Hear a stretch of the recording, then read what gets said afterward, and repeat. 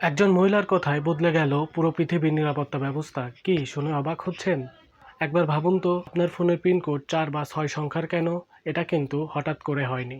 ১৯৬৭ সালে লন্ডনে পৃথিবীর প্রথম এটিএম মেশিন বসানো হয়। উদ্ভাবক জন শেফার্ড বারন চাইছিলেন ৬ ডিজিটের পিন দিতে, কিন্তু তার স্ত্রী বললেন, ৬টা আমি মনে রাখতে পারবো না।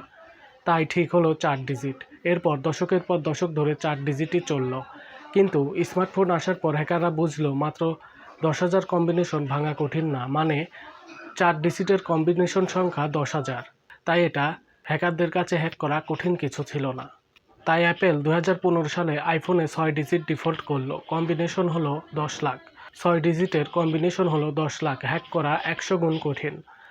আর মনোবিজ্ঞান বলে মানুষ গড়ে ৬০টা বেশি সংখ্যা মনে রাখতে পারে না। তাই ৪ বা ৬ দুটোই সেই সীমার মধ্যে। ৮ বা ১০ করলে নিরাপদ হতো, কিন্তু সবাই ভুলে যেত। তাহলে ভাবুন, একজন মহিলার কথাই বদলে গিয়েছিল পুরো পৃথিবীর নিরাপত্তা ব্যবস্থা। এই ইতিহাস কি আপনি আগে জানতেন? যদি এখনই জেনে থাকেন, তাহলে আমাদের চ্যানেলটি সাবস্ক্রাইব করে পাশে থাকা বেল আইকনটি অন করে দিন এবং শেয়ার করে অন্যদের দেখার সুযোগ করে দিন।